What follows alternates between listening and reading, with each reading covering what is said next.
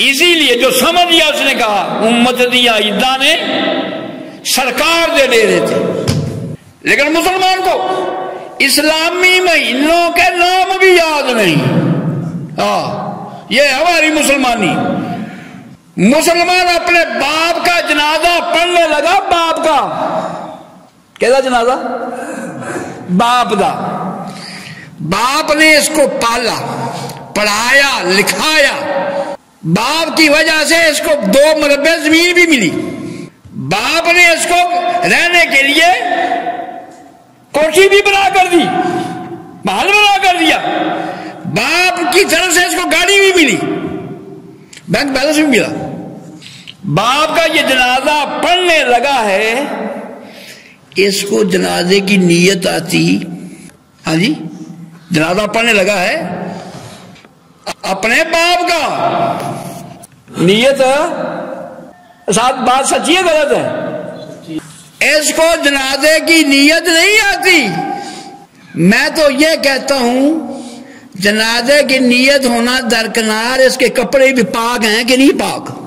کپڑے بھی ناپاک.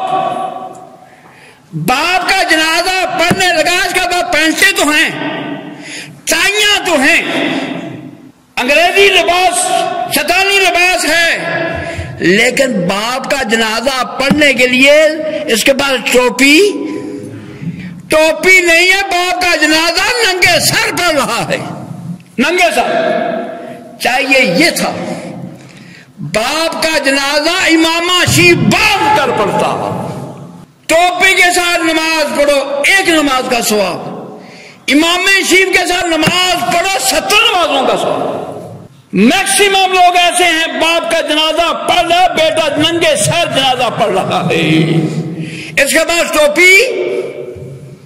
باپ کا جنازہ پڑھنے کے لیے گھر میں ٹوپی نہیں ہے. یا ٹوپی نہیں ہے یا اس کے عزت و وقار میں فرق آتا ہے. سر پر ٹوپی لینے میں, پگڑی باندھنے میں یہ اپنی بےزتی محسوس کرتا ہے. دوستو, امام شیف سے عزت کم نہیں ہوتی, عزت بڑھ جاتی ہے. یہ اسلام کا شعار ہے. جو امام شیف باندھ کر 1 نماز پڑھے 70 نمازوں کا ثواب ملے. جس نے سر پر امام شیف باندھا ہو, کوئی اس کو کہتا ہے قاری صاحب السلام علیکم, قاری صاحب پہ بیٹھو, اٹھ کے کھڑا ہو جاتا ہے.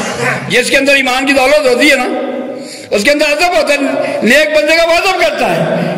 اور سیٹ چھوڑ کر کھڑا جائے, قاری صاحب آپ بیٹھے. کوئی کہتا ہے حاجی صاحب آپ آ جائیں. کوئی قاری صاحب کہتا ہے, کوئی حاجی صاحب کہتا ہے, کوئی حافظ صاحب کہتا ہے. اللہ تعالیٰ عزت اور توقیر عطا فرماتا ہے. فرمایا العزت للہ, عزت اللہ کے لیے ہے, والے رسول ہی, اور عزت رسول اللہ صلی اللہ علیہ وسلم کے لیے ہے, والمومنون, اور عزت مومنوں کے لیے ہے.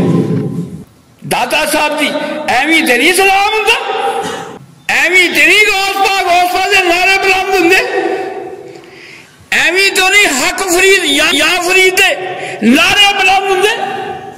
خواجہ اجمیر کو کفرستان میں اللہ نے وہ عزت و وقار شان عطا فرمائی ہے. ہندو بھی سلام کرتے ہیں, خواجہ اجمیر کو ہندو بھی سلام کرتے ہیں, سکھ بھی سلام کرتے ہیں. اللہ تعالیٰ نے اپنوں میں تو عزت دینی دی, غیروں کے دلوں میں عزت ڈالی ہے. اللہ تعالیٰ ہمیں اپنے کریم آقا علیہ السلام کی تعلیمات پر عمل کرنے کی توفیق نصیب فرمائے. یہ شعبان المعظم کا مہینہ. حضرت عائشہ صدیقہ رضی اللہ تعالیٰ عنہا فرماتی ہیں کہ آقا علیہ السلام کو شعبان سے زیادہ, آقا علیہ السلام سب مہینوں میں شعبان کو زیادہ سے محبت فرماتے تھے. شعبان میں روزے رکھتے, روزے رکھتے. ہمارے لیے تو رمضان کے روزے بھی مشکل ہو گئے ہیں. ہم اس نبی کے امتی ہیں جو شعبان میں بھی روزہ نہیں چھوڑتے تھے. ایسے معلوم ہوتا کہ اب سرکار شعبان کا روزہ کوئی چھوڑے گے نہیں, کبھی درمیان میں چھوڑ لیتے. اس سے آپ کو پسندیدہ مہینہ, میں نے جمعہ پڑھنا تھا نا, یہ جمعہ پڑھنے سے پہلے میں نے غسل کیا. کس مقصد کے لیے؟ جمعے کے لیے کپڑے صاف دھلے ہوئے پہنے، کس لیے؟ جمعے کے لیے۔ نہانا بھی جمعے کی تیاری، کپڑے صاف پہننا بھی جمعے کی تیاری۔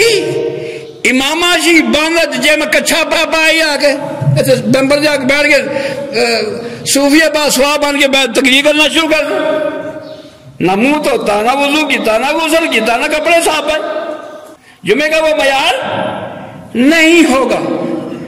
ایسے ہی آگے آنے والا ہے رمضان شریف کا مہینہ۔ رمضان شریف کا مہینہ بڑا عظیم مہینہ ہے۔ اس مہینے کی تیاری کے لیے اپنے مزاج کو سیٹ کرنا نا، روزہ رکھنے کا اس کا موڈ ہے، بولو یار، جلدی موڈ بنتا شیطان کو تو نہیں، گرمی تو روزے بڑا اوکھے، سارا دن کام کرنا، بہانے نہیں چلتے۔ جب آرڈر آ جائے، حکم آ جائے، بہانے نہیں چلتے۔ حکم حکم ہوتا ہے، آرڈر آرڈر ہوتا ہے۔ یہ رمضان شریف کی تیاری ہے، اس کا مزاج تیار ہو جائے اللہ کی حکم کو کی تعمیل کے لیے، روزے رکھنے کے لیے اس کا مزاج تیار ہو جائے، عبادت تاکہ آسان طریقے سے اللہ کی حکم کی تعمیل کر سکے۔ تو آقا علیہ السلام نے تو فرمایا شعبان میرا مہینہ ہے، رمضان میری امت کا مہینہ ہے۔ فرمایا شعبان کفارہ کرنے والا ہے اور رمضان پاک کرنے والا ہے۔ حضرت اسامہ بن زید روایت فرماتے ہیں کہ میں نے آقا علیہ السلام سے عرض کیا کہ میں آپ کو جس قدر روزے ماہ شعبان میں رکھتے دیکھتا ہوں، اس قدر ہم لوگ سوائے رمضان کے کسی مہینہ میں نہیں رکھتے۔ یا رسول اللہ، جیسے آپ شعبان میں روزے رکھتے ہیں، کسی اور مہینے میں اتنی کثرت سے نہیں رکھتے رمضان کے علاوہ، رمضان میں تو سارے روزے۔ تو آقا علیہ السلام کا فرمانے علی شان فرمایا یہ ماہ رجب اور ماہ رمضان کے درمیان کا مہینہ ہے، اس میں لوگ غفلت کیا کرتے ہیں، اس میں لوگوں کے عمل اٹھ جایا کرتے ہیں۔ اس مہینے میں عمل پورے سال کے عمل اٹھ جائیں گے اللہ کی بارگاہ میں۔ اس نے کیا کرتوتیں گولی ہیں نا، ہمارے عمل تو ایسے ہیں نا، کرتوتیں گول رہے ہیں نا، ہاں کیا کرتوتیں کرتا رہا، کیا کر کے آیا ہے، کیا گند گھول کے آیا ہے، کتنی نافرمانیاں کر کے آیا ہے، کتنی حکم عدولیاں کر کے آیا ہے۔ اعمال اٹھ جائیں گے، اللہ کی بارگاہ میں پیش ہوں گے، کس بندے نے کیا کرتوتیں گولی ہیں نا۔ اللہ فرمایا لیکن ایک ہم جیسے لوگ ہیں، ایک داتا صاحب جیسے لوگ ہیں، ایک فرید الدین گنج شکر جیسی ہستیاں ہیں، خواجہ اجمیر جیسی ہستیاں ہیں، جن کا ایک ایک لمحہ بھی اتباع رسول میں، اللہ کی فرما برداری میں، اللہ کی یاد میں، اگر ایک لمحہ بھی یاد الہی سے غفلت میں بیت جائے تو پچھتاتے ہیں۔